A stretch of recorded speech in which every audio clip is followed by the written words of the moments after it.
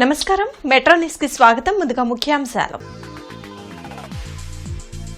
YCP నేతలు అహంకారాన్ని విడనాడాలి. ఎమ్మెల్సీలు అనంతబాబు, తోట త్రిమూర్తులపై గవర్నర్ కు ఫిర్యాదు చేస్తాం. మాజీ ఎమ్మెల్సీ డొక్కా వెల్లడి.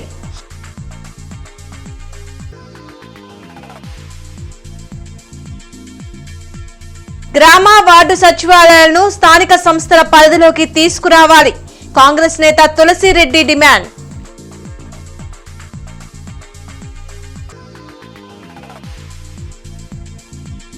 జనచైతన్య వేదిక ఆధ్వర్యంలో స్థానిక సంస్థల సాధికారతపై చర్చా గోష్ఠి. ప్రజల భాగస్వామ్యంతో గ్రామాల అభివృద్ధి జరగాలన్న వక్తలు.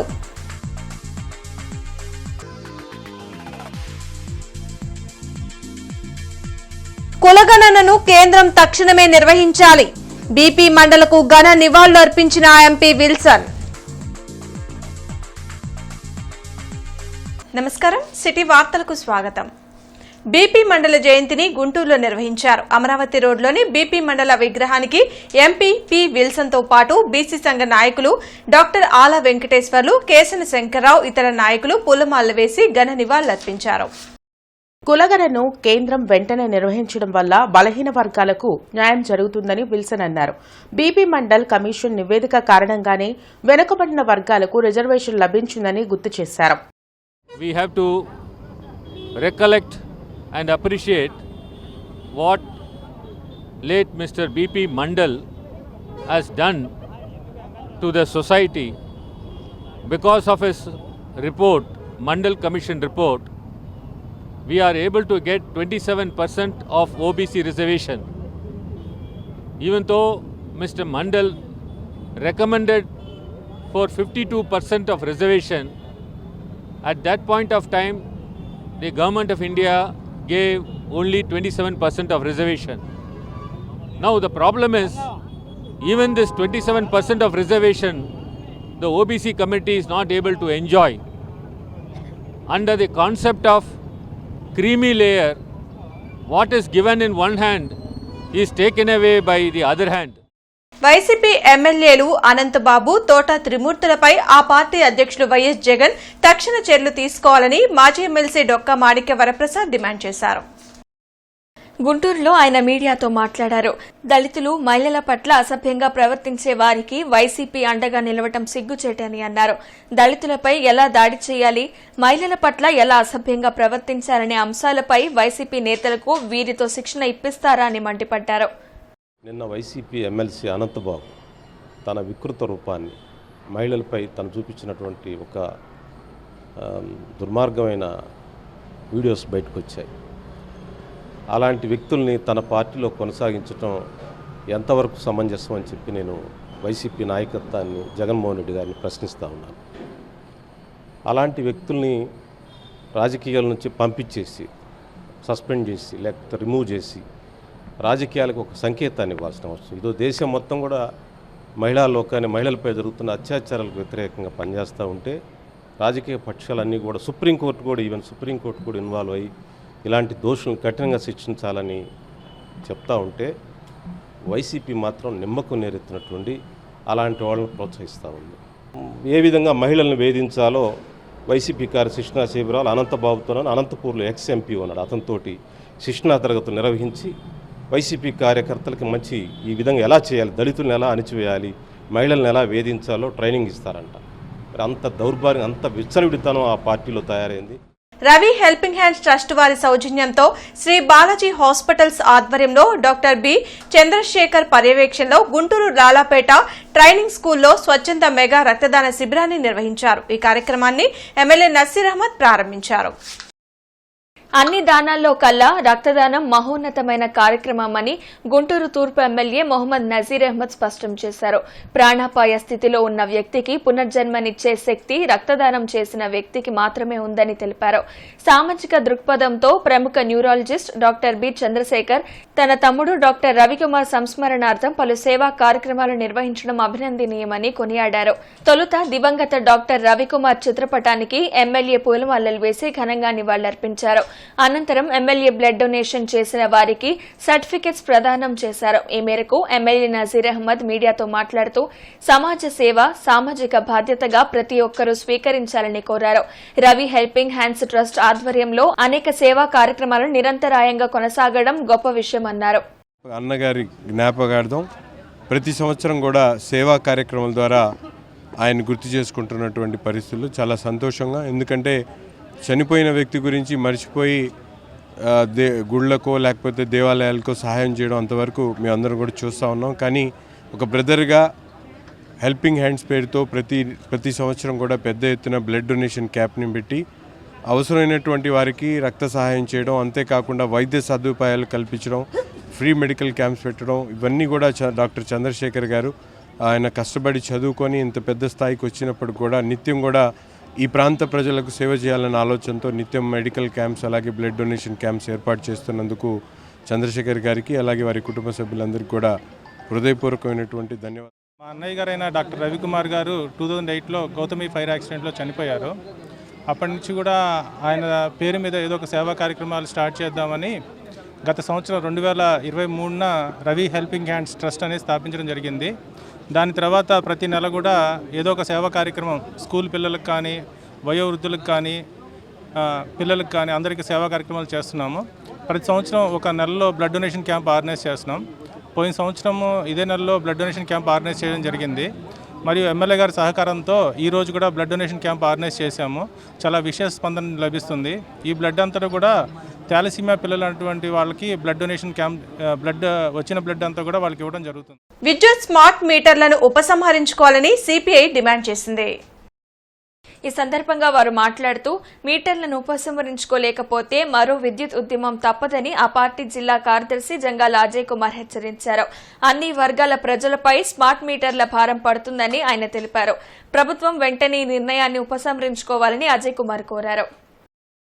స్మార్ట్ మీటర్ల పేరుతోటి అదానీ కంపెనీ, షిరిడి సాయి కంపెనీ గత వైసీపీ ప్రభుత్వం హయాంలోనే టెండర్లు దక్కించుకుంటే ఆనాడు ప్రతిపక్షంలో ఉన్నటువంటి తెలుగుదేశం పార్టీ వ్యతిరేకించడం అనేది జరిగింది. కానీ వాళ్ళ గుజరాత్ నుండి స్మార్ట్ మీటర్లు ఇప్పటికే విజయవాడ నగరానికి అనేక కరెంటు కార్యాలయాలకి చేరుకోవడం జరిగింది రాష్ట్ర వ్యాప్తంగా. అసలు ఈ దుర్మార్గమైన ప్రక్రియను ప్రవేశపెట్టింది నరేంద్ర మోడీ అయితే దాన్ని ప్రారంభంలో టెండర్లు పిలిచి అదానికి షిరిడి సాయి కంపెనీకి ఇచ్చింది జగన్మోహన్ రెడ్డి అయితే దాన్ని వ్యతిరేకించిన టీడీపీ ఇప్పుడు అమలు జరపడానికి ప్రయత్నించడం దారుణమైనటువంటి విషయం. పేద మెరిట్ విద్యార్థులకు ఆవుపా ఏపీ ఎడ్యుకేషనల్ ట్రస్ట్ స్కాలర్షిప్లను అందించింది. వెంకటేశ్వర విజ్ఞాన మందిరంలో నిర్వహించిన ఈ కార్యక్రమంలో క్రేన్ గ్రూప్ ఆఫ్ ఇండస్ట్రీస్ అధినేత గ్రంథి కాంతారావు, పలువురు ఆర్యవైశ్య సంఘ ప్రముఖులు పాల్గొన్నారు.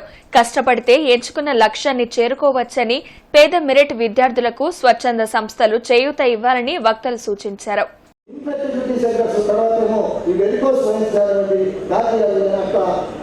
ఎన్నో విస్తృతమైన సేవలు చేస్తున్నాయి. ఎందుకంటే మీకు తెలియాలని, అంటే మేము ఇక్కడ మాకు పొలిటికల్ పార్టీస్ లేదు, మేము వైఎస్ఆర్సీపీ కాదు, తెలుగుదేశం కాదు, మా ఒక్కటే ఉద్దేశం మాది సేవే పరమావధి. అట్లా చేస్తాము, మాకు పొలిటికల్ పార్టీస్ సంబంధం లేదు. మన కులంలో చేసేంత దాన ధర్మాలు కానీ ఎడ్యుకేషన్ కానీ ఏ దానికి కూడా నో అనేది ఉండదు. ఈరోజు దేవాలయాలు అనుకోండి, మన ఎడ్యుకేషన్ కానీ అన్నదానాలు కానీ ఎక్కడెక్కడ ఏమైనా ఉంటే ఫస్ట్ ఆర్యవైశ్యుడు కనపడతాడు, ఎవరు కనపడరు. పుణ్యక్షేత్రాలు ఎక్కడ పోయినా కూడా మన ఆర్యవైశ్యులే ఉంటారు. 80% మనం సేవ చేయాలి. అవపాలో మనం ఎప్పుడు రావాలి, ఎప్పుడు సేవ చేయాలనే మనకు చాలా ఇంట్రెస్ట్గా ఉంటుంది. ఇక్కడ అవపాలో వచ్చిన వాళ్ళందరూ నేనేంటో నిరూపించుకోవాలి, నేనేమో చేయాలి సేవ అని చాలా బాగా చూపిస్తారండి. ప్రభుత్వ సంక్షేమ హాస్టల్స్ లో కనీస మౌలిక వసతులు కల్పించి స్టూడెంట్స్ కు మెరుగైన విద్యను అందించాలని ఏఎస్ఎఫ్ డిమాండ్ చేసింది. ఈ నెల 27, 28, 29 తేదీల్లో రాష్ట్ర వ్యాప్తంగా అన్ని కలెక్టరేట్ల ముందు రిలే నిరసన దీక్షలు చేపట్టనున్నట్లు ఏఐఎస్ఎఫ్ రాష్ట్ర అధ్యక్షులు జాన్సన్ బాబు తెలిపారు. కొత్తపేటలోని సిపిఐ కార్యాలయంలో నాజర్జీ ఇతర నాయకులతో కలిసి ఆయన మీడియాతో మాట్లాడారు. జీవో 77ను రద్దు చేయాలని, నూతన విద్యా విధానం ద్వారా మూసివేసిన స్కూల్స్ ను తిరిగి ప్రారంభించాలని డిమాండ్ చేశారు. ఇప్పుడు ఏర్పడినటువంటి నూతన ప్రభుత్వం కావచ్చు, గతంలో ఉన్నటువంటి ప్రభుత్వాలకైనా సరే ఏఐఎస్ఎఫ్గా పలుమార్లు వినతులు, ధర్నాల రూపంలో సమస్యను తెలియజేయడం జరిగింది. కానీ కనీసం విద్యార్థులకు అందాల్సినటువంటి మౌలిక సదుపాయాలు కల్పించడంలో గత ప్రభుత్వమైనా ఈ ప్రభుత్వమైనా విఫలమైందని చెప్పేసి తెలియజేసుకుంటా ఉన్నాం. ప్రధానంగా విద్యార్థులకు ఈ రాష్ట్రంలో దాదాపుగా 30% విద్యార్థులకు కనీస మౌలిక సదుపాయాలు లేకుండా ఇబ్బంది పడుతూ ఉన్నారు. యుద్ధ ప్రాతిపదికన మరి హాస్టల్ సమస్యలు, మౌలిక సదుపాయాలు వెంటనే పరిష్కరించాలనే ఉద్దేశంతోనే ఈ నెల 27, 28, 29 తారీఖుల్లో రాష్ట్ర వ్యాప్తంగా అన్ని కలెక్టరేట్ల ముందు నిరసన కార్యక్రమానికి రిలే నిరసన దీక్షలు చేపడతా ఉన్నాం. శాస్త్ర భవనాలు లేక అనేక మంది విద్యార్థులు తీవ్ర ఇబ్బందులు పడుతూ ఉన్నారు. ఇది గుంటూరు నగరం విద్యా కేంద్రం ఉన్నప్పటికీ ఇక్కడ పూర్తిగా ఎస్సీ, ఎస్టీ, బీసీ వర్గాల విద్యార్థులు అటు ప్రకాశం నుంచి ఇటు కృష్ణా జిల్లా వరకు వచ్చి గుంటూరులో కాళ్ళు చదువుకుందామని చెప్పని కలలుగంటే ఈ రాష్ట్ర ప్రభుత్వం మాత్రం ఈ పేద వర్గాల విద్యార్థులకి పూర్తి స్థాయిలో మొండి చేయి చూపిస్తూ ఉంది. పూర్తి స్థాయిలో సాంఘిక సంక్షేమ వసతులకి శాస్త్ర భవనాలు లేక వార్డెన్స్ గతంలో 2 నెలల క్రితం ఇదే అడ్మిషన్స్ మొదలైన ప్రక్రియలో ఇక్కడ పూర్తిగా ఖాళీ లేవు, ఫుల్ అయిపోయారని చెప్పిన నెపంతో అనేక మంది విద్యార్థులు వెనక్కి వెళ్ళిపోయిన పరిస్థితి, చదువుకోలేని పరిస్థితి. కాబట్టి ఈ సంయుక్త సంక్షేమ భవన్ని పూర్తి చేస్తే దాదాపు అన్ని వర్గాల పేద వర్గాల విద్యార్థులు 500 మంది చదువుకోవడానికి అవకాశం ఉంది. కాబట్టి తక్షణమే 90 లక్షల రూపాయలు కేటాయించి కోడుగుడు సత్రంలో ఉన్నటువంటి సంక్షేమ వసతులను పూర్తి చేయాలని చెప్పని డిమాండ్ చేస్తారు. నల్లపాడు బాసరా కాన్సెప్ట్ స్కూల్లో ఘనంగా కృష్ణాష్టమి వేడుకలు నిర్వహించారు. చిన్నారులు కృష్ణుడు, గోపిక వేషధారంలో చక్కగా అలరించారు. అనంతరం కృష్ణుడి విగ్రహానికి ప్రత్యేక పూజలు నిర్వహించారు. ఈ సందర్భంగా డైరెక్టర్ సాదినేని మురళీమోహన్ మాట్లాడుతూ విద్యార్థులకు చిన్నప్పటి నుంచే విద్యతో పాటు మన సంస్కృతి సాంప్రదాయాలను తెలియచేయడం ఎంతో అవసరమన్నారు. బాస్రా కాన్సెప్ట్ స్కూల్లో ముందస్తు కృష్ణాష్టమి వేడుకలు జరుపుకోవడం ఎంతో ఆనందంగా ఉందన్నారు.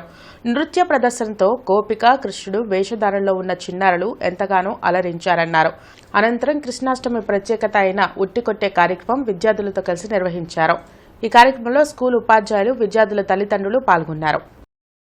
ఈ నెల 22వ తేదీన ఆచార్య నాగార్జున యూనివర్సిటీలో జిల్లా క్రీడా శాఖ ఆధ్వర్యంలో నిర్వహించిన అథ్లెటిక్స్ క్రీడా పోటీల్లో డాక్టర్ కేఎల్పీ పాఠశాల విద్యార్థులు రాష్ట్ర స్థాయి పోటీలకు ఎంపికవడం అభినందనీయమని పాఠశాల కరెస్పాండెంట్ సెక్రటరీ డాక్టర్ కృష్ణప్రసాద్ అన్నారు. పాఠశాల ప్రిన్సిపల్ జి రత్తయ్య ఆధ్వర్యంలో నిర్వహించిన అభినందన కార్యక్రమంలో డాక్టర్ కృష్ణప్రసాద్ మాట్లాడుతూ అండర్ 14, 15, 16, 18 విభాగాలలో అథ్లెటిక్స్ క్రీడా పోటీల్లో జిల్లా స్థాయిలో ఓపెన్ స్పోర్ట్స్ మీట్ ఏర్పాటు చేయడం జరిగిందన్నారు. ఈ క్రీడా పోటీలకు జిల్లా వ్యాప్తంగా 44 పాఠశాలల నుంచి 1500 మంది విద్యార్థులు వివిధ విభాగాల్లో పోటీ పడ్డారన్నారు. వీరిలో తమ డాక్టర్ కేఎల్పీ విద్యా సంస్థల విద్యార్థులు గోల్డ్, సిల్వర్, బ్రాంజ్ మెడల్స్ ను కైవసం చేసుకోవడం అభినందనీయమన్నారు. క్రీడా విభాగమైన long jump, high jump, javelin throw, 60 మీటర్ల పరుగు పోటీల్లో గోల్డ్, అదేవిధంగా షాట్ పుట్, లాంగ్ జంప్ విభాగాల్లో సిల్వర్ కైవసం చేసుకున్నారన్నారు. 600 పరుగు పోటీలలో బ్రాంజ్ మెడల్ ను సాధించారన్నారు. ఈ సందర్భంగా గెలిచిన విద్యార్థులను ప్రిన్సిపల్ అభినందించారు. ఈ పోటీల్లో గెలుపొందేందుకు కృషి చేసిన పాఠశాల వ్యాయామ ఉపాధ్యాయులు మౌనిక, ప్రేమ్ కుమార్, ధోని సుబ్రహ్మణ్యం, జాకబ్, దానియల్ వ్యాయామ ఉపాధ్యాయులతో శిక్షణ కల్పించి విజయానికి కృషి చేయడం అభినందనీయమన్నారు. పిల్లలు athletics association of Guntur district తరఫున జరిగిన అథ్లెటిక్స్ పోటీల్లో మంచి ప్రతిభగా చూపించారు. High jump, long jump, javelin, 600 meters ఈవెంట్స్లో గోల్డ్ మెడల్స్ సాధించారు. అట్లాగే కొన్ని ఈవెంట్స్లో సిల్వర్ మెడల్స్, దాంట్లో బ్రాంజ్ మెడల్స్ సాధించారు. 2 పిల్లలు వచ్చేసి స్టేట్ లెవెల్కి సెలెక్ట్ అయ్యారు. చాలా సంతోషపడాల్సిన అంశం. చదువుతో పాటు ఆటలకి సమానంగా ప్రాముఖ్యత ఇవ్వడం మా కేఎల్పీ ప్రత్యేకత. బీపీ మండల 106వ జయంతి వేడుకలు విశ్వబ్రాహ్మణ కళ్యాణ మండపంలో ఘనంగా జరిగాయి. ఈ కార్యక్రమంలో బీసీ నాయకులు సైదులు, జంపని నాగేశ్వరరావు, విశ్వబ్రాహ్మణ సాధికారిక కమిటీ పార్లమెంట్ కన్వీనర్, తెలుగుదేశం నాయకులు మల్లెంపూడి శ్రీనివాసరావు, పద్మశాలి సంఘం జిల్లా అధ్యక్షులు సూరేపల్లి ఈశ్వరరావు, వాసు, రంగా, ఏనుగుల శ్రీనివాసరావు తదితరులు పాల్గొన్నారు. అనంతరం బీపీ మండల్ చిత్రపటానికి పూలమాల వేసి నివాళులర్పించారు. ఒక మాజీ ముఖ్యమంత్రిగా బీసీ వెనుకబడిన తరగతులకి చైర్మన్గా మరి బీసీలకు రిజర్వేషన్ సాధించడం కోసం ఎంతో గొప్ప పోరాటం చేసిన పోరాట యోధుడు బీపీ మండల్. మరి ఈ సందర్భంగా ఆయన గురించి చెప్పాలంటే చాలా సమయం అవసరం. మరి కానీ అతను తన బీసీలు అభివృద్ధి చెందాలని చెప్పి రిజర్వేషన్ల కోసం మండలి ఉద్యమానికి నాయకత్వం వహించారు. మరి ఈరోజు బీసీలు అందరూ ఉద్యోగాల్లో స్థిరపడాలంటే ఆయన వల్లే అని చెప్పి అందరం గొప్పగా చెప్పుకోవాలి. అలాగే మేము ప్రభుత్వానికి ఒక విన్నపం చేస్తున్నాము. మన బీపీ మండల్ గారి జీవిత చరిత్రని పాఠ్య పుస్తకాల్లో ముద్రించవలసిందిగా ఈ సందర్భంగా అరండల్పేటలోని అవగాహన కార్యాలయంలో ఆరోగ్య సభ జరిగింది. ప్రముఖ ఈఎన్టీ వైద్యులు ఎస్ రామచంద్రారెడ్డి పాల్గొని చెవి, ముక్కు, గొంతు సంబంధిత వ్యాధుల నివారణ, తీసుకోవాల్సిన జాగ్రత్తలపై అవగాహన కల్పించారు. 50 ఏళ్లు పైబడిన వారికి వినికిడి శక్తి తగ్గుతుందని, వైద్యులను సంప్రదించడం ద్వారా చెవి సంబంధిత వ్యాధులను గుర్తించి నివారించే అవకాశం ఉంటుందన్నారు. దాటిన తర్వాత ఏదో కొద్దో గొప్ప ప్రతి ఒక్కరికి న్యాచురల్ డీజనరేషన్ వల్ల ఆడిటరీ నర్వ్ అని ఉంటుంది. దాని డీజనరేషన్ వల్ల కొద్దో గొప్ప స్టార్ట్ అవుతుంది. అందరికంటే ఎక్కువ పర్సెంటేజ్ ఉంటుంది. నెక్స్ట్ ఈ డయాబెటీస్, హైపర్ టెన్షన్, ఇంకేదైనా రీనల్ ఫెయిల్యూరు, బాడీలో ఇంకే హార్ట్ ఫెయిల్యూర్ ఇటన్నీ ఉన్నది కొంచెం ముందు రావచ్చు. కొంచెం ఫాస్ట్గా డెఫ్నెస్ వస్తుంది. ఈ ఏజ్ వాళ్ళకి ఎక్కువ ప్రాబ్లం ఏంటంటే కొంచెం వ్యాక్స్ అక్యూములేట్ అయినా డెఫ్నెస్ వచ్చేస్తుంది, తెలుస్తుంది. మామూలుగా చిన్నపిల్లలు అయితే అది పెద్ద తెలియదు. మామూలు ఈ 50 years 60 years తర్వాత కొంచెం బ్లాక్ అయిన ఇయర్ కామన్గా బ్లాక్ అయ్యే కారణం ఏంటంటే ఎక్కువ వ్యాక్స్. ఈ వార్తలు ఇంతటితో సమాప్తం. నమస్కారం.